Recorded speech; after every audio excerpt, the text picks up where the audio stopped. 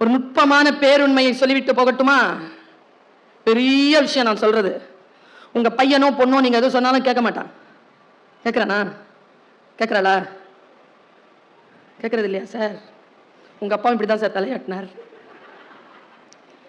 ஆனா என்ன தெரியுமா சார், இந்த தலைமுறை தான் பெரியவர்கள் பேச்சை கேட்ட கடைசி தலைமுறை.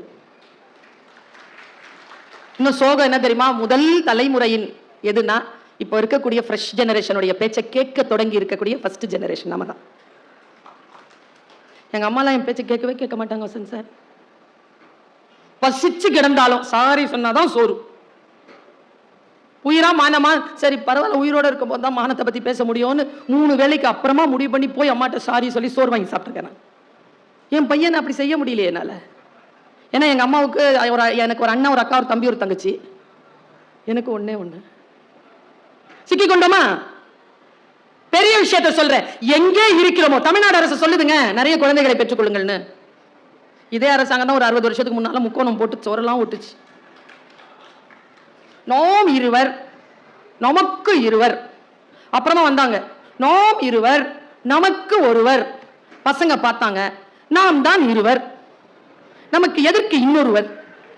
இப்ப இருக்கிற ஜெனரேஷன் நாம் எதற்கு இருவர், அவரவர் பாதையில் அவரவர், ஒருவரே பேருண்மை, ஒருவரே சிறப்பானதுன்னு உட்கார்ந்துருக்கான்.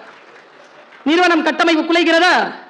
நான் சொல்றது பெரிய விஷயம். இப்போ சொல்றேன், நாம் காப்பாற்றாமல் யார் காப்பாற்றுவது இவர்களை? ஷேக்வேராவை கையை கட்டினான் ஒருவன்.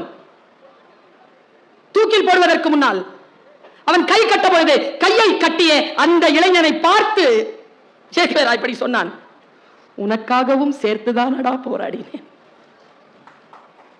எந்த சமுதாயம் நமக்கு எதிராக இருக்கிறது என்று நினைக்கிறோமோ அந்த சமுதாயத்திற்காகத்தானே நாம் போராட வேண்டும்.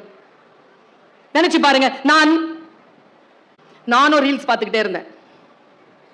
ரீல்ஸ் பார்த்து திடீர்னு ஒரு 30 செகண்ட் ரீல், 30 செகண்ட் என் வாழ்க்கையை மாற்றிய ரீல்.